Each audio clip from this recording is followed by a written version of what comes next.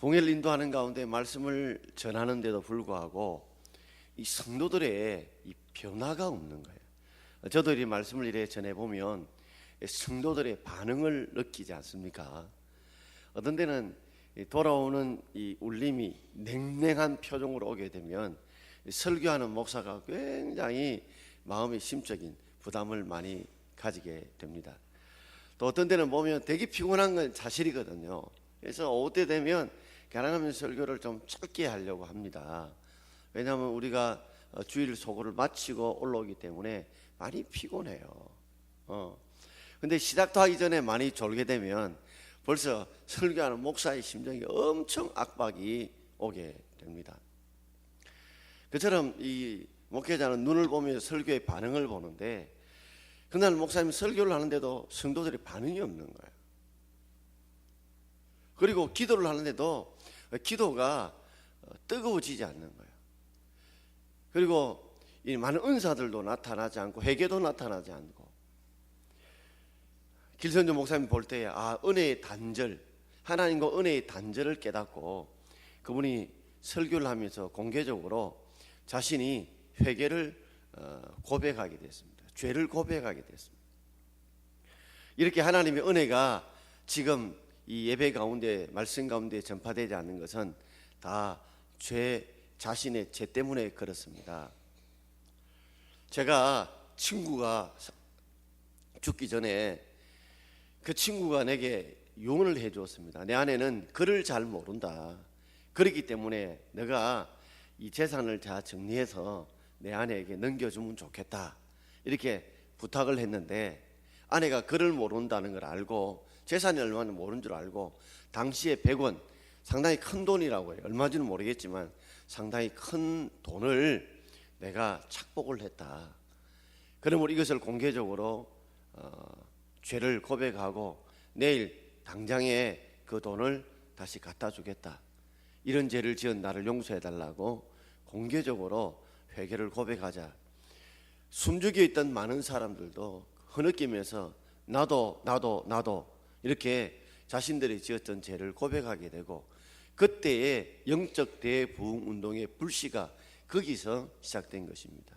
길 목사님의 개인적인 신앙의 회개의 그 고백이 영적인 불씨를 당기는 점화의 그 시작점이 된 것입니다. 지금 이 한국 교회의 여러 가지 참 어려운 점들, 가정들의 여러 가지 혼란스러운 점을 보면 다 죄의 문제 때문에 그렇지만 그러나 궁극적으로 그 죄가 너 때문이야, 너 잘못이야, 너 죄 때문이야.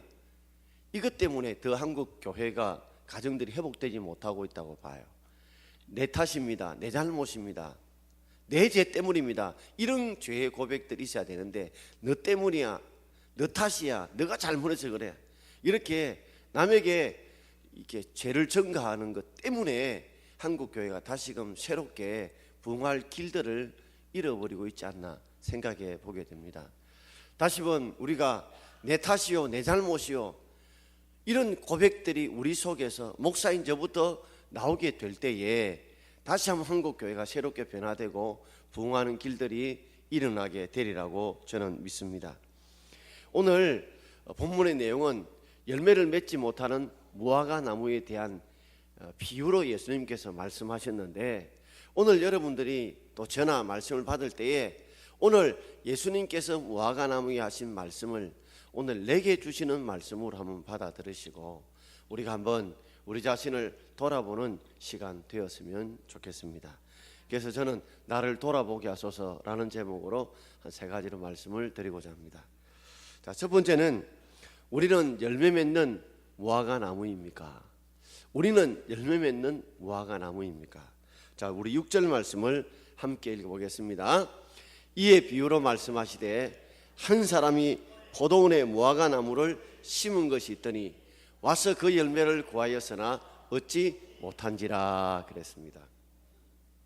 한 사람이 포도를 심는 포도원에다가 거기에다가 일부 한쪽에다가 무화과 나무를 심어 놓았습니다. 무화과 나무를 심으는 목적이 뭘까요? 무화과는 땔감으로도 쓰이지도 않고 장식용으로 쓰이지도 않습니다.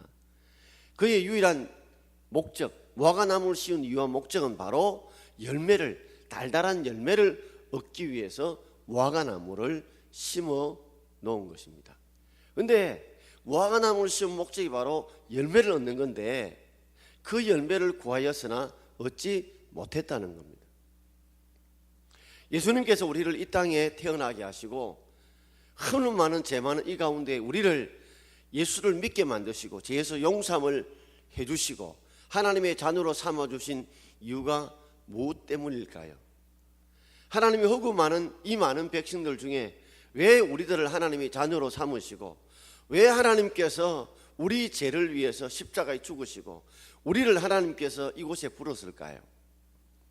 그 이유 역시 우리가 열매를 맺는 그런 나무가 되기를 원했기 때문에 그렇습니다. 자, 예수님의 포도나무와 가지 비유도 보면 자, 요한복음 15장 5절 말씀을 함께 읽어보겠습니다. 나는 포도나무요 너희는 가지라. 그가 내 안에 내가 그 안에 거하면 사람이 열매를 많이 맺나니 나를 떠나서는 너희가 아무것도 할 수 없음이라 그랬습니다. 예수님께서 나는 포도나무고 너희는 가지다. 그가 내 안에 내가 그 안에 거하면, 즉 포도나무와 가지가 잘 붙어서 이 가지는 포도나무에 붙어 있고 그리고 가지는 포도나무를 통해서 열매를 공급받으면 열매를 많이 맺는 것이 당연하다.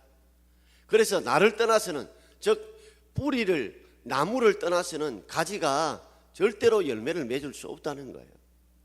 우리가 우리의 삶의 열매를 맺을 수 있는 그 힘은, 그 근원은 바로 포도나무 대신 예수님을 통해서 열매를 맺는 것이지 우리 자신으로 열매를 맺는 것은 아니라는 겁니다. 여러분, 가지 끝에 열매가 맺혔다고 해가지고 가지가 열매를 맺는 능력이 있는 것이 아닌 것은 가지를 잘라버리면 그 가지 끝에 맺혀있는 열매도 다 죽어버리고 맙니다. 그러니 우리가 열매를 맺었다고, 가지 끝에 열매를 맺었다고 할지라도 그 열매를 맺게 하는 능력은 바로 뿌리 대신 예수 그리스도의 능력이요 은혜 때문인 줄 믿습니다. 바로 포도나무라고 예수님 말씀하시고 우리를 포도나무 가지라고 말씀하신 이유는 우리의 삶에도 예수를 믿고 난 이후에도 많은 열매를 우리가 맺기를 원하신다는 거예요.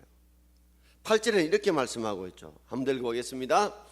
너희가 열매를 많이 맺으면 내 아버지께서 영광을 받으실 것이요 너희는 내 제자가 되리라.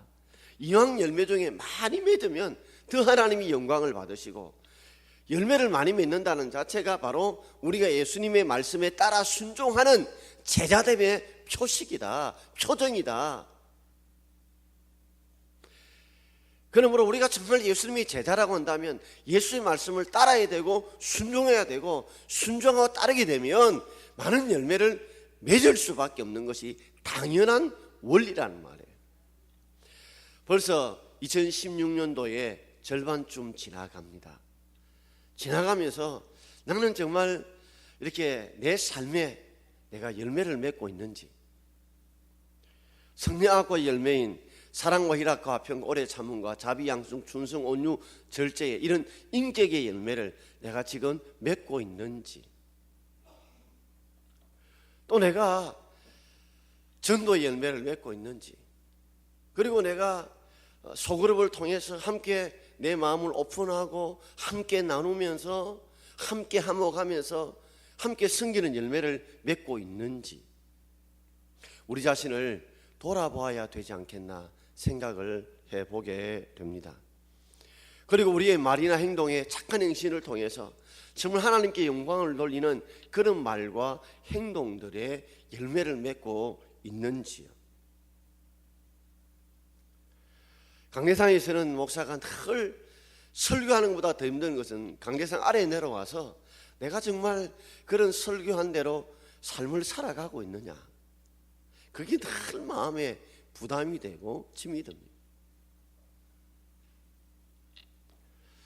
어떤 한 분이 길을 가다가 아주 속이 이렇게 비어있는 큰 나무를 보면서 그 나무에 큰 가지, 높은 가지마다 이 꽃이 피고 열매를 맺는 거예요. 중간에 속이 비었는 걸 보면서 아니 왜 이렇게 속이 비었느냐 하니까 꽃의 속성을 잘 아는, 나무의 속성을 잘 아는 분이 말씀하시기를, 이렇게 큰 나무가 이 중간에 속이 비운 이유는 바로 저 영양분을 저 가지 끝에 보내기 위해서 그렇다는 거죠. 이 뿌리가 둥치가 굵으면 굵을수록 그 안에 영양분을 끝까지 보낼 수가 없대요. 그래서 자신을 비워가지고 저 끝까지 가지 끝까지 영양분을 공급해 줘야 거기서 비로소 꽃이 피고 열매를 맺게 된다는 겁니다. 그 이야기를 들으면서 제 자신을 돌아봅니다. 점점 신앙의 연륜들이 여러분 많아지고 연수가 많아지고 또 저 자신도 목회 연수가 많아지면서 우리가 성숙한 그런 열매를 많이 맺어야 되는데 왜 신앙생활을 오래 하면 할수록 타성해졌고 습성해져면서 전도하는 것도 점점 줄어들고 기도의 열정들도 줄어들고 말씀을 받을 때 사모하는 열정도 줄어들고 섬김의 순수함도 줄어드는 이유가 뭘까? 그것은 바로 자신의 속을 비우지 않기 때문에 그렇지 않는가? 그럴수록 우리의 욕심을, 속을 비워야 되고 우리의 고집을 좀 비워야 되고 우리의 타성을 좀 비워야 되고 내가 신앙생활을 좀 오래 해왔다, 내가 중직이라는 이런 나의 속을 비우는, 내려놓는 작업들이 우리에게 더 많이 필요하지 않는가? 내가 성경을 좀 안다, 내가 성경을 좀 읽었다, 내가 성경을 좀 공부했다는 이런 우리의 이런 오만과 고집들, 교만들을 좀 비워내야 오래된 나무라 할지라도 빛이 청청하고 열매를 맺는 좋은 나무가 될 수 있는 줄 믿습니다, 여러분. 그러므로 날마다 내가 지금도 변해가고 있는가, 내가 정말 열매를 맺어가고 있는가를 우리가 돌아보아야 될 줄 압니다. 두 번째는 우리는 땅만 버리는 무화과 나무는 아닙니까? 7절 하반절 같이 읽겠습니다. 어찌 땅만 버리게 하겠느냐? 어찌 땅만 버리게 하겠느냐? 예수님의 탄식이죠. 아니 무화과 나무가 열매 안 맺고 싶어서 안 맺겠습니까? 땅을 버리고 싶어서 버리겠습니까? 절대 그런 의도는 없어요. 그런데 열매를 맺지 못하는 것이 곧 땅을 버리는 것이요. 땅에 무화과 나무가 심겼다면 당연히 열매를 맺어야 하는데 열매를 맺지 못하니까 땅을 버린 꼴이 되고 만 것입니다. 누가 신앙생활에 열매를 안 맺고 싶은 사람이 있겠습니까? 여기 있는 모든 분들은 다 전도 열매도 맺고 싶고 성령의 열매도 맺고 싶고 기도의 열매도 맺고 싶고 사랑과 섬김의 화목의 열매를 다 맺고 싶어 합니다. 그런데 어느 틈엔가 열매를 맺지 못하는 것은 마치 땅을 버리는 꼴과 된 무화과 나무와 다를 바가 없다는 거예요. 여러분 무화과 나무는 땅이 좋아야 자라는 나무가 아니라는 거 아시잖아요. 좀 척박한 땅에도 대충 심어놓아도 열매를 맺는 게 무화과 나무입니다. 그럼에도 불구하고 열매를 맺지 못하는 무화과 나무를 보시고 어찌 땅만 버리냐고 탄식을 하고 있다는 말이에요. 농부가 3년 동안 기다렸습니다.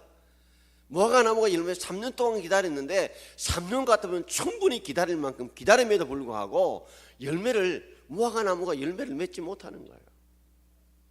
적어도 우리가 신앙생활 3년 정도 한다면, 적어도 우리가 이 강대상에 설련하는 목사의 메시지를 듣고 예배를 드린다면, 그 말씀 우리가 적어도 그 말씀을 따르고 순종한다면 3년만 되면 우리의 말이나 행동이나 삶이 변화되고 바뀌어지는 것이 당연하다는 말이에요. 그런데 3년이 지나도 우리 중직들 중에서도 11조 하지 않은 분들도 계시고, 어쩌면 이제는 주일 낮 예배만 나오고 오후에 나오면 그냥 신앙생활을 다 했다고 혹 그렇게 생각하는 분들도 혹 계실 수 있고, 점점 수요일 숫자는 점점 줄어들고, 금요일날 모여서 함께 기도하는 숫자도 점점 줄어들고, 그저 신앙생활은 주일만 하는 것으로 생각하고 있다면 어쩌면 우리의 신앙생활을 우리가 좀 다시 돌아봐야 되지 않을까 생각합니다. 우리가 살기 빡빡하고 힘들고 어렵지만 그럼에도 불구하고 중한 직분을 받았다면, 하나님께서 중한 직분을 주셨다면 우리가 정말 불가피한 상황, 힘들고 어려운 상황이 아니라면 적어도 새벽 기도는 나오셔야 되고, 그것도 힘들다면 적어도 주일 새벽에는 함께 나와서 우리가 기도해야 될 것이고, 수요일 날이라도 금요일이라도 우리가 나오려고 애쓰고 노력해야 되는데 어느 틈엔가 안 가도 되는 날처럼 우리가 혹 생각하고 있지 않는지요. 나오면 특별한 날이고 안 나오면 그것은 그런 날이고, 오히려 안 나오는 것이 부담이 돼야 되는데 나오는 것이 혹 나온다면 우리의 신앙생활을 다시 한 번 더 돌아봐야 되지 않겠나 하는 생각을 해보게 됩니다. 진짜 땅을 버리는 이 나무들은요, 자신이 땅을 버린다고 생각하지 않아요. 진짜 죄인들 보면 자신이 죄인이라고 고백 안 합니다. 적어도 이런 말을 우리가 오예배 때 제가 말씀하는 이유는, 적어도 여기 계신 분들은 그래도 신앙생활을 하려고 예순 분이기 때문에 여러분들이 좀 더 열정을 가지시고 좀 더 힘을 내어주신다면 이제 뒤늦게 신앙생활하는 분들이 여러분들을 보고 더 신앙에 열심을 내게 되고, 그럴 때에 더 우리가 땅을 버리는 성도가 되지 않고, 땅을 버리는 교회가 되지 않고, 땅을 버리는 부모가 되지 않고, 땅을 버리는 직분자가 되지 않고 더 많은 열매를 맺을 수 있는 좋은 토양을 우리가 만들어낼 수 있지 않겠냐는 겁니다. 여러분, 교회의 토양이 좋아야 되죠. 예배의 토양이 좋아야 됩니다. 그래야 우리 자녀들에게 그곳에서 나무를 심을 때 그들도 좋은 열매를 맺어갈 수 있지 않겠습니까? 우리 속담에 빵 굽긴 놈이 더 성을 낸다는 말처럼 오늘 저거 내보고 하는 말이다, 여러분 이렇게 생각은 하지 마십시오. 그런 마음이 혹 드시거든. 그래, 내가 더 회개하고 더 뉘우치고 내가 정말 땅을 버리는 그런 성도가 되지 않도록 더 열심을 내야지, 더 기도해야지, 더 노력해야지, 그런 마음을 가져주시기를 바랍니다. 참 이런 말 하는 목사도 굉장히 부담이 돼요. 그러나 적어도 우리가 다시 한 번쯤은 이제 6월달이 지나가면서 이제 새롭게 7월 첫 주간에 맥주 감사주일인데, 새롭게 우리가 감사주일을 맞이하기 전에 우리의 토양들을 좀 더 아름답게, 좀 더 기름지게 우리가 만드는 노력이 있을 때에 좋은 토양에서, 좋은 가정에서, 좋은 성도의 심령 속에서 더 아름다운 열매를 맺게 되리라 기대하고, 그런 저와 여러분 되기를 주의 이름으로 축원합니다. 마지막 세 번째는, 우리는 열매 맺지 못해 찢겨버릴 무화과나무가 되지는 않을까요? 자, 오늘 7절 전반절을 함께 읽어보겠습니다. 보동이에게 이르되 내가 3년을 와서 이 무화과나무에서 열매를 구하되 얻지 못하니 찍어버리라. 3년 동안 무화과나무 열매길 기다렸는데 맺지 못하자 찍어버리라. 찍어버리라. 무화과는 아마 전혀 이런 생각을 못하고 있을 거예요. 그래도 나무인데 꼭 열매가 없다고 찍어버려야 되느냐 혹 생각할지 모릅니다. 그러나 나무가 심겨진 목적은 열매를 맺는 데 있다면, 열매를 맺지 못한다면 어떻게 해요? 결국에는 마지막은 찍어버리는 것입니다. 오늘 이 본문의 앞에 1절부터 5절까지 내용은 실로암 망대에 무너졌던 비유가 나옵니다. 실로암 망대가 무너져서 18명이 죽었어요. 예수님께서 그들을 향해서 뭐라고 질문하십니까? 이 망대에 깔려 죽은 사람이 죄가 많아 죽었다고 생각하느냐? 절대 그렇지 않다. 너희들도 회개하지 않으면 이와 같을 것이라고 말씀하신 것입니다. 우리는 망대에 무너진 사람들을 보면서 저 사람이 죄가 많다, 우리보다 죄가 많다, 그렇게 생각하지 말고 우리도 그렇게 될 수 있다는 심각성을 깨닫고 회개하고 돌이킬 수 있는 저와 여러분 되기를 바랍니다. 그런 마음들이, 그런 중심들이 우리에게 필요하다는 거예요. 저는 선배 목사님들이나 선배 우리 장로님들, 또 여러 권사님들, 집사님들 가만히 보면 내가 남은 이 목회 생활 동안 어떻게 내가 목회를 해야 되겠다는데 참 많은 도전을 받습니다. 어떤 데는 목사보다 나으신 집사님들, 권사님들 참 많습니다. 정말 내가 봐도 열심히 전도하시고 열심히 섬기시고 열심히 기도하신 들 보면 정말 훌륭하신 분들이다. 그런 분들이 동막교회에 많이 계셔서 그래도 이만큼까지 하나님이 은혜와 복을 주시는구나 하면서, 목사이기 때문이 아니라 목사보다 나으신 우리 집사님, 권사님들, 장로님이 참 많으시다 하는 생각을 많이 해보게 되어집니다. 그걸 보면서 제 자신도 많이 더 내가 내 자신을 쫄라매고 더 내가 기도하고 더 하나님 앞에 말씀으로 연구하며 살아야 되겠다는 다짐들을 많이 해보게 되어집니다. 남의 티를 볼 것이 아니라 우리의 허물을 볼 수 있는 저와 여러분 되길 바랍니다. 우리가 남의 티만 볼 것이 아니라 나의 허물을 보고 나의 삶을 돌아볼 수 있는 그런 은혜가 있기를 주의 이름으로 축원합니다. 그러자 마지막으로 가온지기가 이렇게 주인에게 애원을 합니다.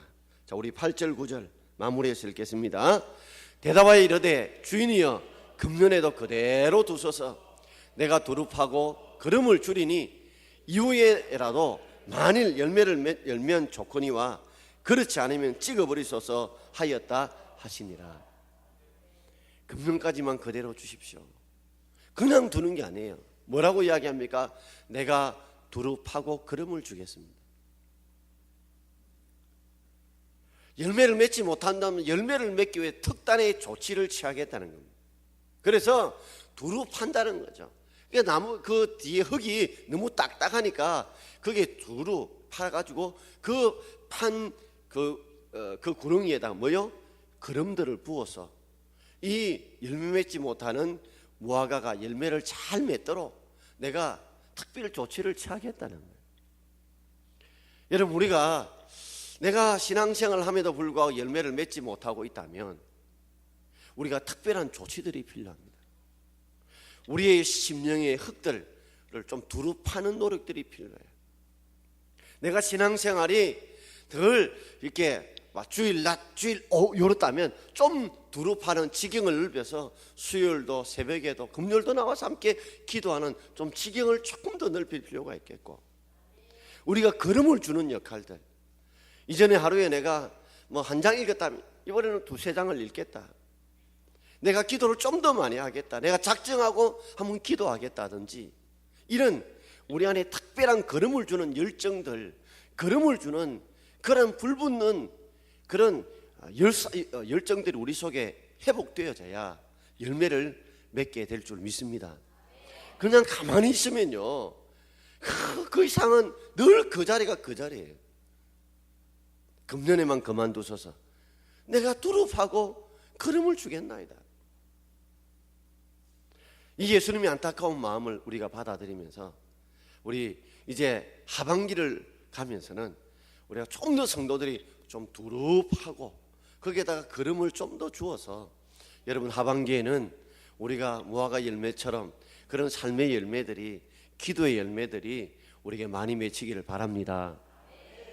저는 성도님들이 하나님께 기도해서 이런 응답을 받았다, 이런 은혜를 주셨다는 이야기를 들을 때마다 큰 기쁨이 있습니다. 목회의 기쁨은 그런 거잖아요.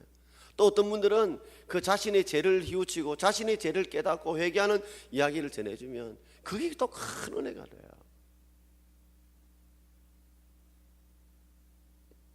제가 9월 달에는 소선지시를 하수목금 저녁에 2주 달아가지고 지금 특강을 하려고 합니다. 교육자들하고 이렇게 어떻게 하면 좋을까 생각을 하다가 새벽에 기도하다가